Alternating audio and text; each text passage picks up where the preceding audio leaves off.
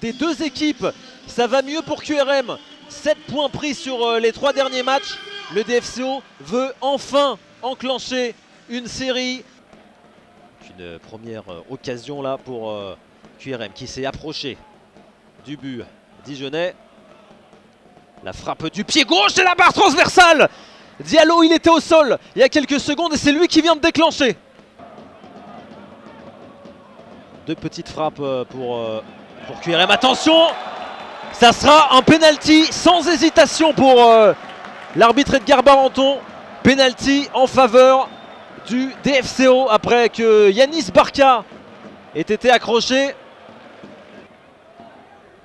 Yanis Barka face à Bonnevi. Barka, ça passe. Le premier but de la soirée. Il est pour Dijon. Et c'est le 4e cette saison nationale pour Yanis Barka.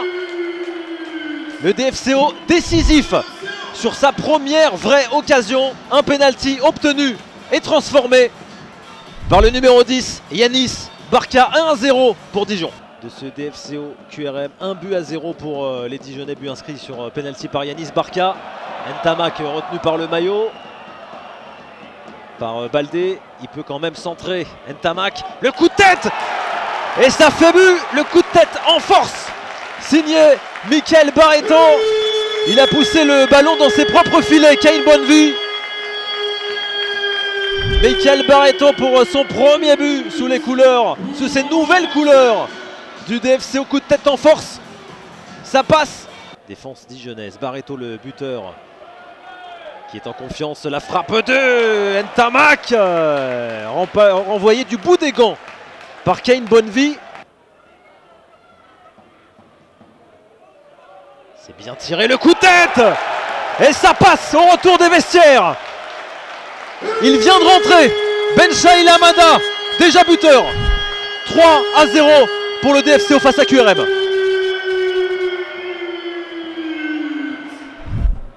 Le Born qui emmène dans sa course Barreto. Centre de Diallo, la reprise. Oh, quelle reprise de volée. Elle est signée Mehdi Moujetski qui est rentré lui aussi en deuxième période comme à Amada. Voilà les deux entrants qui se distinguent. Yanis Idrissa Seydi qui devance Karim Chaban d'Aubagne. Et un joueur de Valenciennes. L'action se poursuit, il est dans la surface de réparation. Lambeza, il a centré. Et il a trouvé, cette fois, ça passe pour Alexis Ntamak. Combinaison parfaite devant. Lambeza, Ntamak. Ça fait but, ça fait 4-0 pour le DFCO ce soir face à QRM. La progression de Lambeza, Barreto a laissé passer le ballon. La frappe croisée. Et cette fois, il était là, Kane Bonnevie. Le plus important derrière, c'est de voir s'il y a des changements au niveau du classement en direct. Le banc pour QRM et la reprise. Cette fois, il ira au fond. Il s'était distingué sur une reprise tout à l'heure.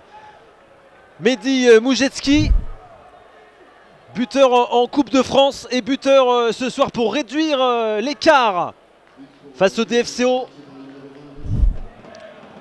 QRM est 15e ce soir avec cette défaite qui se dessine, mais c'est pas terminé. Moujetski encore qui a pris sa chance et c'est le poteau qui a renvoyé cette frappe du buteur, du seul buteur de QRM.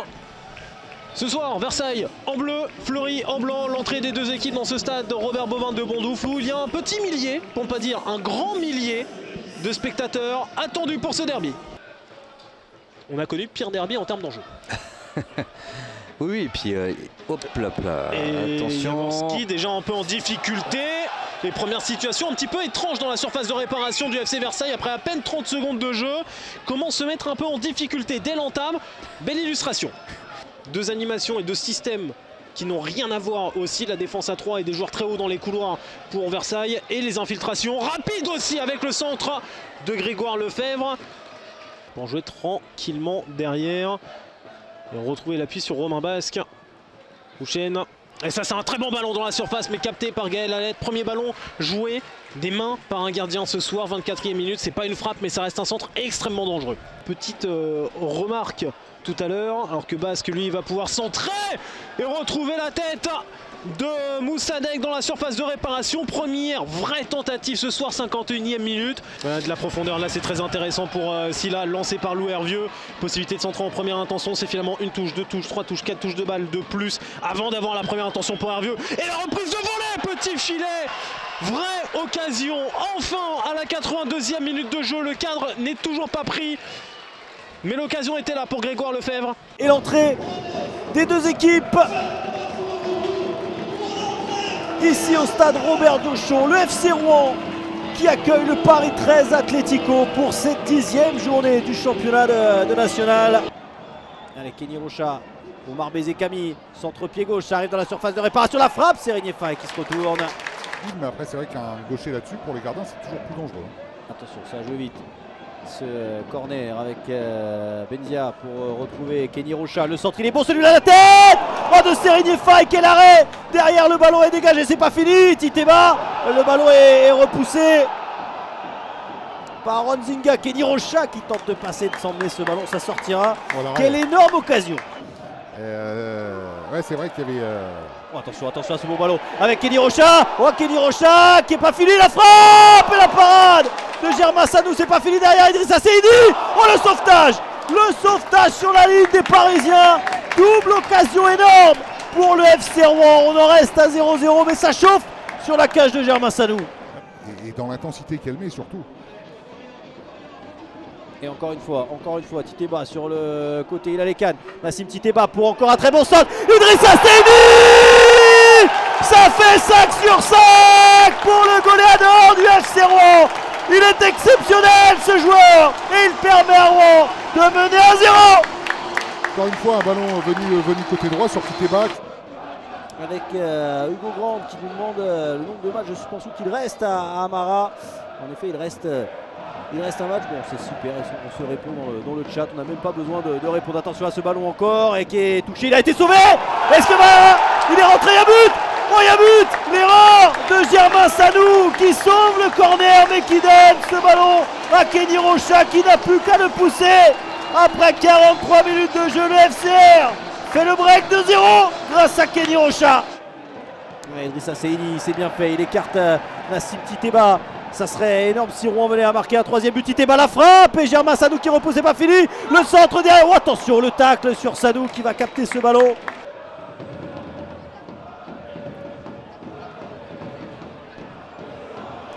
Et attention à ce ballon et l'arrêt de Temperton devant Soumaïla Sangaré, l'occasion qui s'envole pour le Paris 13. Pour Sérigné Faye, il a un décalage magnifique avec Kenny Rocha qui va trouver Idrissa Seydi qui accélère. La faute de Temamfo, non pas de faute selon Monsieur Dasque, mais l'avantage est laissé avec Nassim Titeba qui entre dans la surface, la frappe de Titeba. On était content d'avoir pris notre manteau, les Rouen fans sont torse nu désormais. C'est ce que je regardais. Attention à ce bon ballon avec Donna, la bonne remise, la frappe sortie par Temperton derrière devant Ronzinga. Quelle occasion pour le Paris 13. Fage qui retrouve Ousmane Dramé. Ousmane Dramé, la frappe. Oh, le poteau, c'est pas fini. Oh, le sauvetage encore extraordinaire, ça ne veut pas rentrer pour le Paris 13 Atlético. Oh, quelle énorme occasion. Dramé.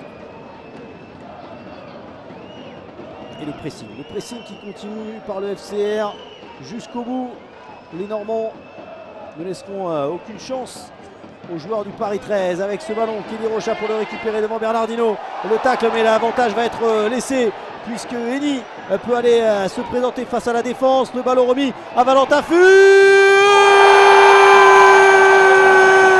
Ça fait 3-0 pour le FCR. La fête est complète. Le leader du national l'emporte 3-0 ce soir. Retour donc sur la pelouse de Bonal. Un match important, un tournant de la saison, a dit Mathieu Pébernes dans la semaine. Interception signée Julien Masson.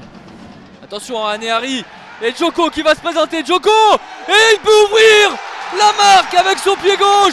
Quelle erreur de la part des Aubagnais. Et il n'en fallait pas plus pour Capi Djoko qui vient inscrire le premier but de cette partie. Sochaux est devant. Bonne transversale pour Lubao, le dédoublement proposé par Ngata, il va être servi dans un second temps. Ngata, ouais, c'est bien joué, magnifique action de la part de Sochaux, et c'est Gomel à la parade qui vient donner 2 buts d'avance à cette équipe du FCSM. Et quelle erreur de la part des joueurs d'Aubagne avec ce pressing très mal coordonné. Pourquoi pas pour Karim Chaban face à Elie Ngata, il peut repartir, le ballon roulé. Et ballon il repousse des 2 points, Alexandre Pierre, mais le Plessis qui était un... attention avec Lubao. Ouais, la frappe est bel arrêt. Les 22 acteurs derrière monsieur Robin Chapapria qui sont en train de pénétrer sur la pelouse de Fred Aubert. Il y a 2 mondes dans la surface et il y a un ballon vers le deuxième poteau, la remise de la tête, ou la tête pas, trop croisée plutôt, de Benjamin Angoua. La voici, la première possibilité de la rencontre, elle est pour Saint-Brieuc. Et le ballon vers le deuxième poteau, on est tombé, attention contre, et la parade magnifique de Franck Lostis sur cette frappe contrée, déviée, qui a failli se transformer en tir gagnant. Le pressing de Banzuzi, et attention à ce ballon un peu trop haut, et cette bonne récupération Bressan, la possibilité pour Bešić de peut-être armer à l'entrée de la surface, et de trouver la lucarne de Franck Lostis sur une frappe parfaite, enroulée du pied droit. Et c'est le FC Bourg-en-Bresse-Péronnas qui ouvre le score ici à Saint-Brieuc. Et on restait sur 5 matchs sans avoir marqué du côté des visiteurs. Et on le fait avec la manière du côté de Guillaume Bešić. Dans le couloir droit. Et on va s'en sortir du côté de Royao. Le centre, le voici vers le premier poteau. La récupération Jeannot en retrait. La frappe de Zakarian qui ne trouve pas le cadre malheureusement pour les Briochins. Belle opportunité. Meyer. Jules Meyer. En retrait pour Slimani, la frappe! Elle est imparable! Et l'action est limpide! Et ça fait 2-0 pour Bourg-en-Bresse! On le disait à quel point ce milieu faisait mal, le trio du milieu. Bodmer, Meyer, Slimani, les 2 derniers qui viennent d'intervenir dans cette action. Meyer qui décale Slimani, 2-0 pour les visiteurs. Achabar. Zakarian. Chabar, Zakarian à nouveau, la possibilité dans la surface, Zakarian, le crochet il est bon, le centre aussi, et la réduction de l'écart, la voici, Michael Fati qui va redonner l'espoir au peuple briochin et nous relancer cette rencontre à 25 minutes de la fin, 2-1. De Mohamed Silla, le drapeau qui ne se lève pas devant Bešić, et la possibilité peut-être sur le crochet et d'enchaîner la parade de Franck Lostis, la récupération Bodmer, Bešić, deuxième chance extérieure, et Lostis à nouveau, double parade du portier briochin. Pas de faute sur Angoua et ce ballon qui revient et la possibilité peut-être pour la frappe et la bonne parade, l'exceptionnelle parade surtout de Boulendi derrière. Ce ballon qui va revenir dans les bras du gardien burgien. Le contre favorable et ce ballon qui va revenir à l'entrée de la surface. La possibilité pour Béguin d'aller décaler vers Léo Yobé. Yobé en une touche pour le centre vers le deuxième poteau. Il y a du monde. La remise, la voici. Et la frappe, elle est contrée dans un second temps. Et la parade encore exceptionnelle de Teddy Boulendi qui est en train d'écœurer les attaquants briochins.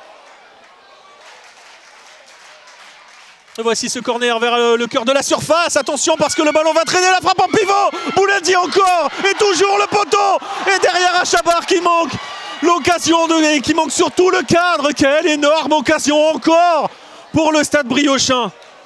Incroyable. Ndiaye.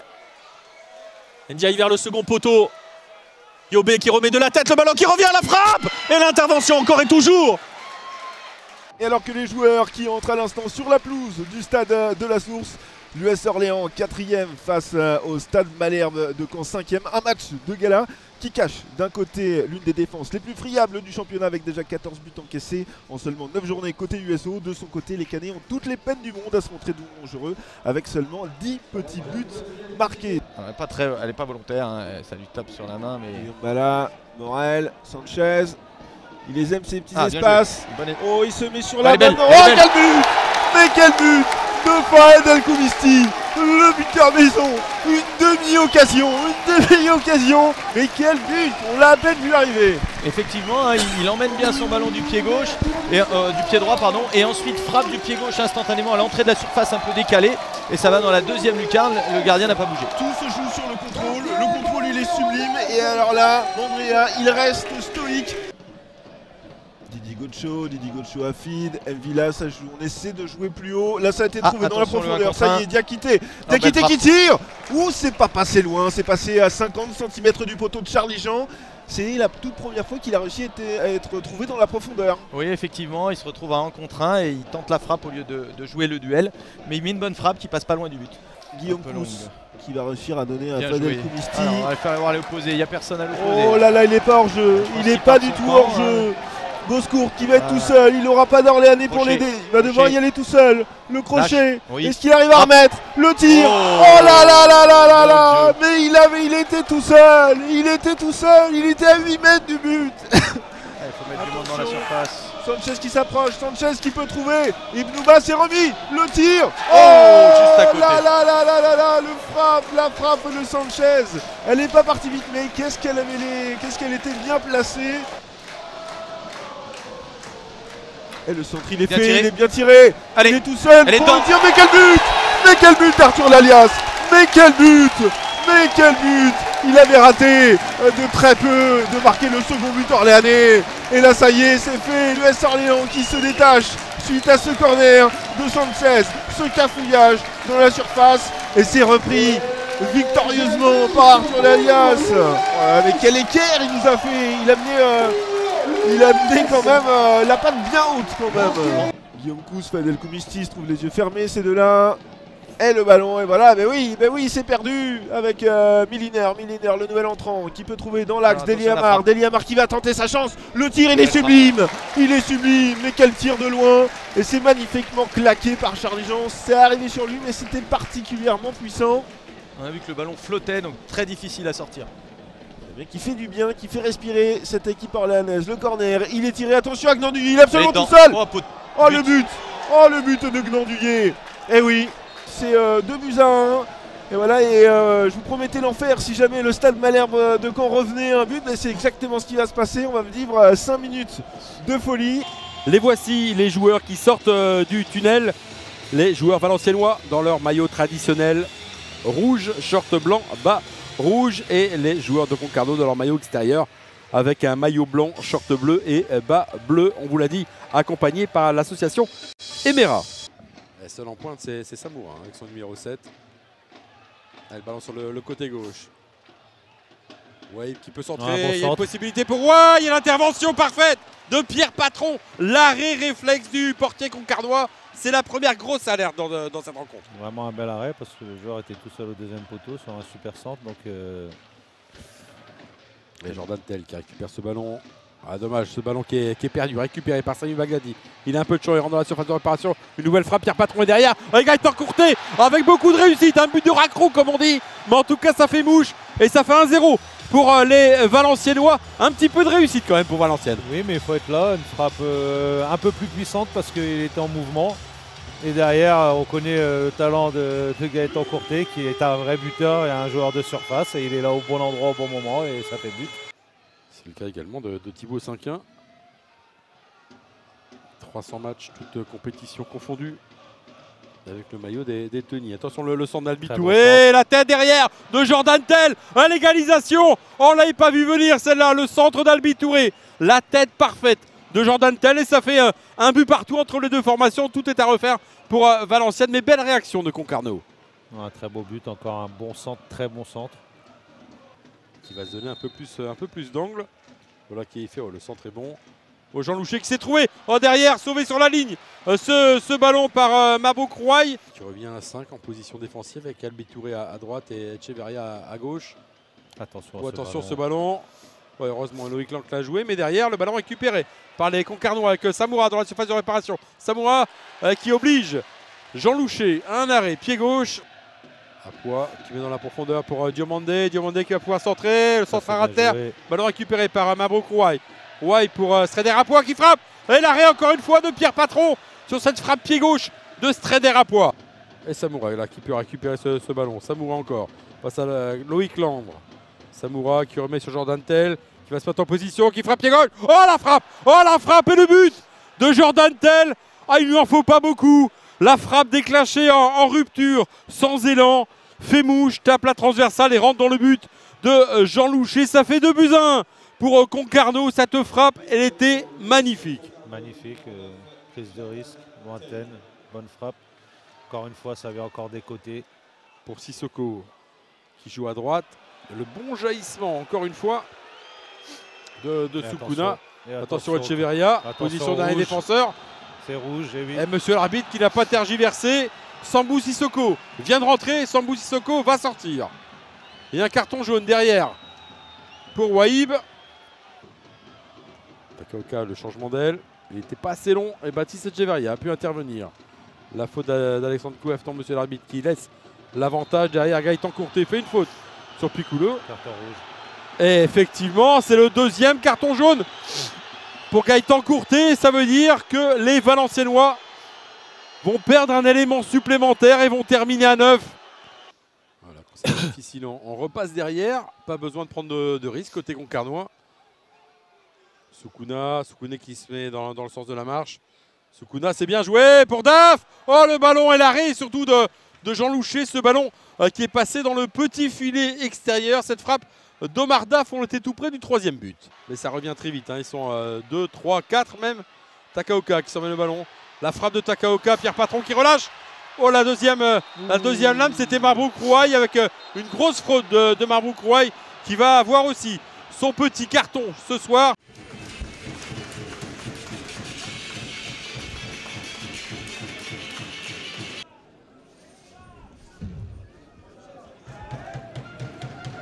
La percée là intéressante de Salim Akal qui va pénétrer dans cette surface de réparation. La frappe de Salim Akal, elle est contrée. Et Rodriguez qui essaye de faire un peu l'essuie-glace pour apporter des solutions à l'arrière-garde. Et on va opter pour la solution longue pour tenter de trouver le joueur prêté par Bastia. Bon contrôle en porte-manteau. Il peut ressortir derrière, c'est un petit peu trop profond pour trouver Brown Irabor. Et là, belle intervention de Mohamed qui permet au Puy de repartir avec Paul Wad. Le petit ballon pour personne. Paul Wad, il préfère revenir sur son pied droit. Il écarte sur Akal. Akal peut-être en position de frappe. La frappe d'Akal qui est bien chassée là par Asbahi qui l'oblige à reculer et à passer derrière avec Seydou. On va tenter de jouer long à destination de Rodriguez qui va être le premier sur le ballon. Le soutien de Paul Wad. Djemo, ouais, en une touche, c'est bien fait pour Salim Akal. La frappe d'Akal et la deuxième parade. Allez, c'est parti avec Paul Wad, le petit ballon qui est boxé. Fatih aux prises avec Mourabili. Il ressort derrière sur Seydou. Djemo, Paul Wad qui peut donner à Fatih qui a tout le temps de centrer. Le bon centre de Fatih. C'est bien pris de la poitrine, me semble-t-il, par Axel Toumain. Que les soigneurs n'aient à intervenir. Zogba pour Akal. Là, il laisse l'avantage de l'arbitre avec un ballon en profondeur pour Irabor. Irabor dans la surface, Irabor. Irabor, qu'est-ce qu'il a fait? Il a réussi à dribbler le gardien pour ensuite, il n'y avait pas de hors-jeu. Salim Akal à droite pour Boulekcha. Allez, Boulekcha qui est passé. Boulekcha qui peut trouver Akal dans la surface de réparation. Le centre d'Akal, ça passe devant tout le monde, le poteau. Et c'est sauvé sur sa ligne. La touche rapidement effectuée par Boulekcha pour Zogba. Mohamed, on va peut-être changer de côté. Il préfère finalement repasser par Seydou. Rodriguez. Boulekcha. Pour Zogba. Allez, le centre de Zogba, ça sera au premier poteau. Ça passe devant tout le monde. Irabor pour ouvrir le score. Brown Irabor qui rôlait au second poteau. Voilà, je vous disais, il avait raté tout à l'heure ce qui semblait être une occasion plutôt facile. Et là, il n'a pas laissé passer l'offrande sur ce centre de Zogba. Brown Irabor pour sa deuxième réalisation sous les couleurs du Puy Foot et qui va se célébrer en saluant le public du Stade Masto. Ça fait 1-0 pour le Puy. Mourabili pour trouver Sia. C'est perdu, le ballon peut-être en profondeur là de Irabor pour son coéquipier d'attaque. Il préfère aller tout seul, Irabor qui va servir finalement Rodriguez dans la surface. Rodriguez, la frappe de Rodriguez, ça passe juste à côté.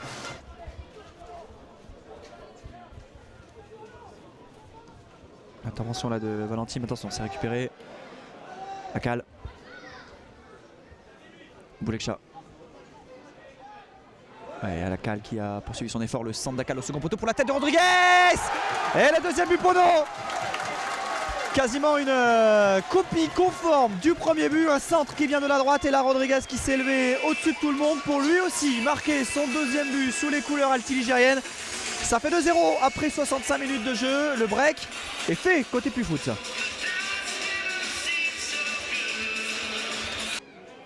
Ah, c'est pas terminé malheureusement, il a manqué un peu sa reprise Boudache, il y a eu un petit cafouillage, on ira même pas au bout des 3 minutes, c'est terminé. Je sais pas si Doumbia aura touché un ballon. En tout cas c'est fini ici au Stade Massot, victoire 3-0 du Puy, premier succès à la maison pour le promu Pono.